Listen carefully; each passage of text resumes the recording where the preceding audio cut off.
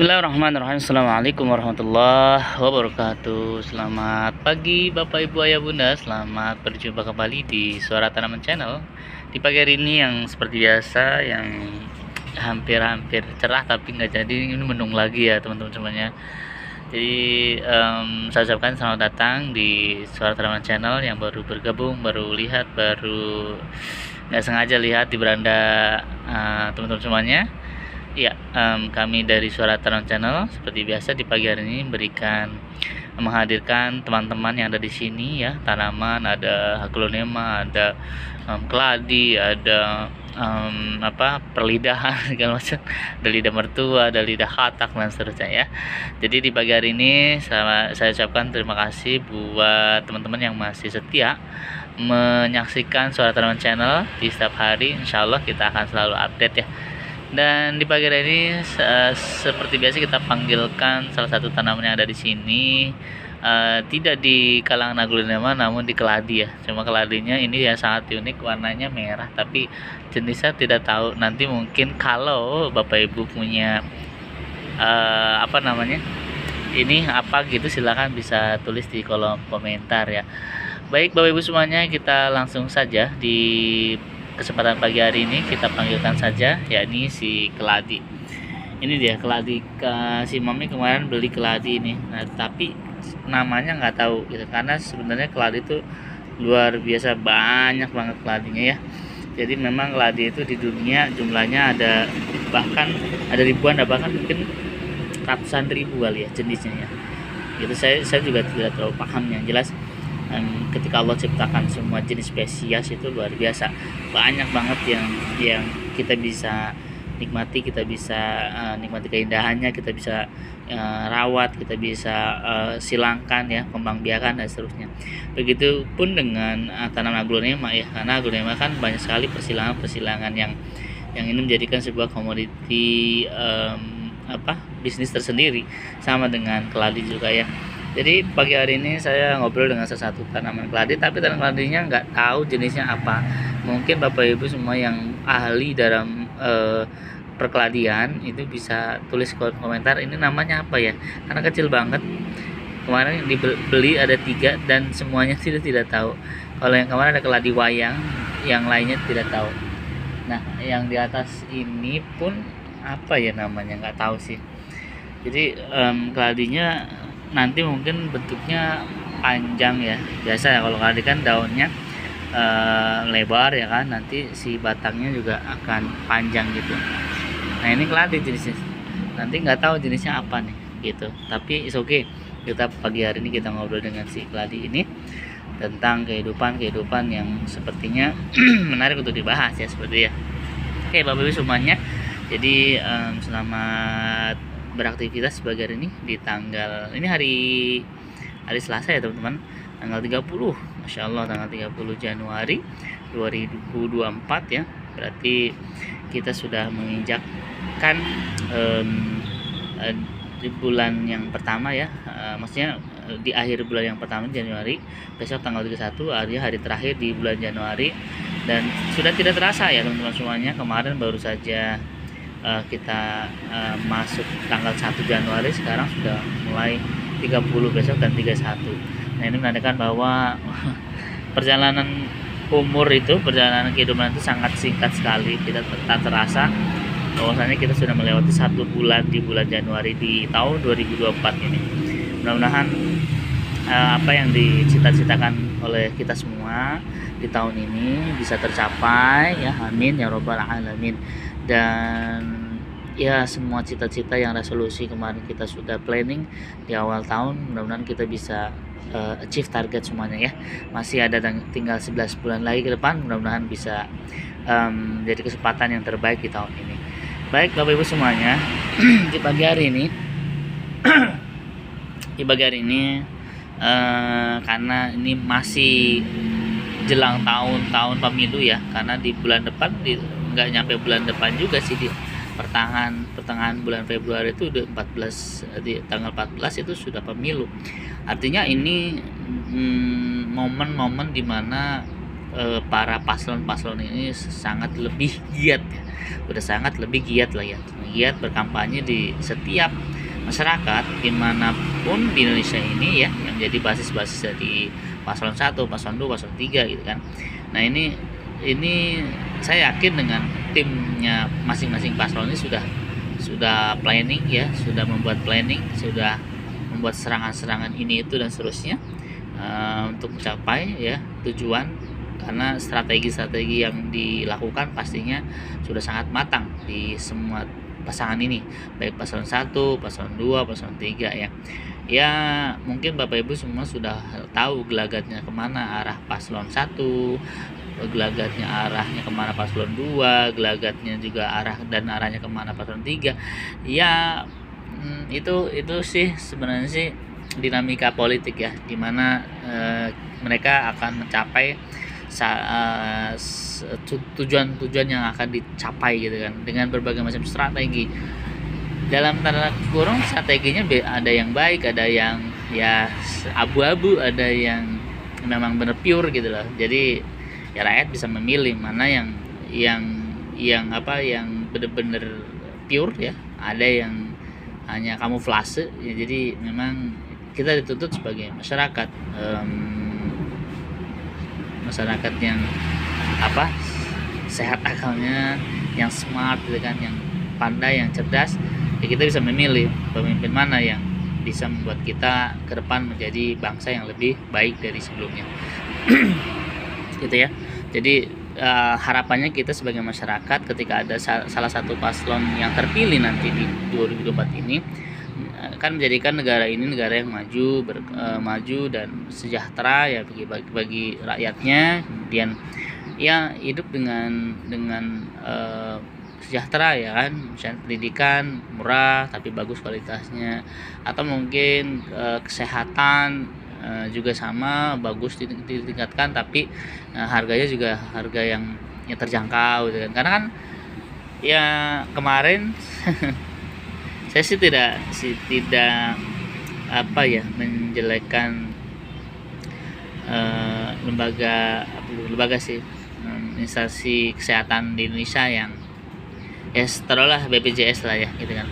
Saya tidak menjelaskan, tapi gini, walhasil kemarin nggak tahu kenapa ada beberapa kasus, misalkan kita berobat ya gitu, misalkan karena keluhannya misalkan gigi berlubang. Nah memang dari sisi pelayanan BPJS itu memang ada gitu kan, kita kan memang udah bagus sih, jadi kita bisa pesan online gitu kan, itu udah keren banget gitu kan. Itu sudah sangat memudahkan ya BPJS, kita bisa pesan online, jadi tidak harus ke sana langsung, tapi kita bisa pesan online sebagai tiketing untuk antriannya gitu kan. Ini sudah sangat luar biasa, udah bagus gitu kan.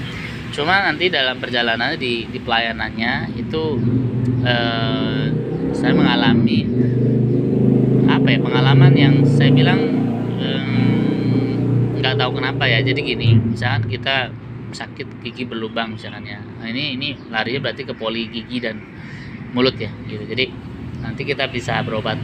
Nah uniknya ketika kita berobat itu, mungkin di pengalaman saya aja kali ya, jadi istri saya kemarin saya antar ya ke mana, ke BPJS lah, saya nggak mau sebutin paskesnya mana ya kan. Yang jelas ketika kontrol gigi berlubang ya kan, dan disarankan untuk ditambel. Nah yang lucunya itu tambelannya itu hari ini ditambel, besok udah copot gitu kan. Nah artinya ini menandakan bahwa iya gitu kan, sekelas BPJS yang notabene kami juga iuran dengan iuran kelas 1 ya kan, yang udah nggak ada lagi kan gitu ya, paling kelas 1 kan gitu. Tetapi mohon maaf gitu kan, ketika tambal gigi hari ini kita tambal, besok udah copot. Nah akhirnya kan ini harapannya kan tidak tercapai gitu kan. Saya kira kita bisa dengan BPJS itu, dengan yang kita iurkan di tiap bulan itu tidak bisa mengcover dari masalah yang ada, misalnya gigi belulang. Tapi ternyata memang ketika pelaksanaannya ada saja ya. Apakah mungkin di fase kami saja atau mungkin di teman-teman lain juga yang mengalami seperti itu. Akhirnya kami balik lagi dan dia nanya ke dokternya, dok ini rumah yang bagusan ada nggak? Ada, tapi bayar lagi pribadi. Oke gitu. Akhirnya kita ada bayar lagi ya secara pribadi, dan memang tambalannya berbeda dari yang sebelumnya gitu kan. Nah ini saya nggak ngerti ya, apa oknum dari rumah sakitnya, atau mungkin nggak ngerti dari ini saya sangat rada apa ya, kaget juga sih gitu. Kenapa pola seperti ini kan? Berarti kalau kita harus bayar lagi, berarti apa kabar dengan orang yang maaf nggak punya gitu kan? Apakah nanti seperti itu kan gitu. Jadi kalau mau menjadikan sebuah layanan kesehatan utama di Indonesia ini bisa digandrungi sama masyarakat, maka pelayanannya harus ditingkatkan gitu kan. Atau mungkin dari pemerintah sudah memberikan budget tertentu, tetapi mungkin pembayarannya nggak ngerti juga kan gitu kan. Jadi apa yang diberikan oleh layanan kesehatan yang di vaskes itu kenapa tidak maksimal? Itu aja sih pertanyaannya gitu. Makanya apa yang salah itu kan? Karena kami ya iuran juga gitu loh. Tapi ketika kita ditangani dengan pelayanan dengan misalkan tambal gigi yang ecek-ecek kan gitu. Sehari copot gitu kan. Kan ada ya tambelan yang memang benar-benar kuat, ada yang ya memang sehari copot gitu kan. Ya itulah. Nah, makanya ini masyarakat kan ketika ada misalkan presiden baru nih ya yang terpilih ya tolonglah itu kan, itu pelayanannya ditingkatkan, pelayanannya juga ya jangan sampai seperti itulah, karena memang ini kan kita haknya dilayani, karena kita kan iuran tiap bulan ya kan. Karena kan sekarang katanya kalau nunggak juga ada denda kan itu. Makanya ini juga kenapa ketika kita berobat pelayanannya tuh kurang maksimal gitu kan. Makanya win-win solusinya seperti apa? Ya udah, harusnya kan pelayanannya bagus, kita juga bayar kan gitu. Jadi masyarakat itu lebih trust, lebih percaya dengan asuransi yang pemerintah laksanakan sekarang gitu loh ya. Jadi itulah keluhan ya. Kalau saya bilang sih kenapa modelnya seperti itu? Apakah memang semuanya rata-rata seperti itu ya, asuransi BPJS, atau memang di vaskes kami saja nih seperti ini gitu ya. Yang intinya sih rumah sakit tidak akan berjalan dengan baik kalau memang reimbursement dari operasional yang dikeluarkan untuk mengobati pasien tidak keluar secara cepat, secara ya itulah ya. Jadi kalau saya bahas di sini panjang. Karena kan rumah sakit nggak mau dong nombokin terus kan pasien, sementara pemerintah bayarnya lada nggak tahu lancar apa enggak dan seterusnya. Itu jadi kenapa si rumah sakit itu tidak memberikan pelayanan yang terbaik gitu kan, dengan obat yang terbaik, dengan penanganan yang terbaik. Tapi ketika kita bertanya, oh ternyata memang ada extend bayaran kalau mau bagus tambah sekian. Nah itu menjadi klauselnya harusnya diperhatikan ya gitu kan. Kalau orang-orang yang nggak tahu kan mana tahu bahwa dia sudah bayar, harusnya udah dilayani dengan baik, tapi ternyata memang ada beberapa case yang harus nambah lagi ya gitu. Saya kira seperti itu yang penjelasannya. Jadi mohon maaf kalau misalkan ada yang lihat video ini dan sama kejadiannya, bisa tulis di kolom komentar ya. Artinya ini menjadikan introspeksi gitu kan, bahwasanya di lapangan itu tidak semulus apa yang diharapkan gitu kan. Ada saja beberapa oknum-oknum yang memanfaatkan hal-hal ini gitu. Mungkin dari pemerintah sudah benar ya kan, tapi dari pelaksananya ya masih belum benar. Itu sih. Jadi hari ini share ya terkait pelayanan yang kesehatan yang ada di Indonesia. Jadi makanya kami berharap pada paslon urutan berapapun yang jadi presiden nanti, tolong kesehatan itu diperhatikan untuk melayani masyarakat yang semaksimal mungkin gitu. Jadi nanti masyarakat hidupnya lebih nyaman, lebih enak gitu kan, tidak was-was gitu. Ya bayangin kalau misalkan kita berobat habis itu suruh bayar lagi kan, apa kabar dengan orang yang nggak punya gitu. Kalau orang yang punya sih mungkin ya slow aja itu, mau nambah berapa menit itu nggak masalah. Tapi kalau bagi orang-orang yang maaf nggak punya ya kan, nah ini kan jadi masalah baru kan, bukan jadi nanti ada pertanyaan kan, ada PBI yang ya PBI kan sekali lagi kan pasti pelayanannya kan jauh lebih kan dibanding orang yang beriuran kan gitu loh. Ya intinya seperti itulah, ada perbedaan lah. Jadi makanya pagi hari ini mudah-mudahan ini menjadi masalah-masalah ya baru dan kita harus selesaikan bersama-sama seperti apa gitu kan ya. Dan ini sudah rahasia umum, jadi mohon maaf dari sebelumnya kalau memang ada pihak-pihak yang terkait ya yang begini ya, bukan berarti bukan berarti mempermasalahkan atau menyudutkan, tetapi memang inilah gambarannya gitu kan. Di bawah tuh seperti ini loh ya kan, mungkin di atas sudah baik tapi di bawah seperti ini. Jadi tetap kontrol dari pemerintah terhadap rekan-rekan rumah sakit yang sudah ditunjuk ya, itu juga harus dikontrol juga bagaimana cara penanganannya, bagaimana cara masalah yang dilakukan seperti apa gitu ya. Itu saja dari rakyat kecil ya, menyuarakan suara rakyat.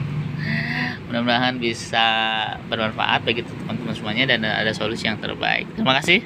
Kita jumpa esok lagi dan assalamualaikum warahmatullahi wabarakatuh. Dadah.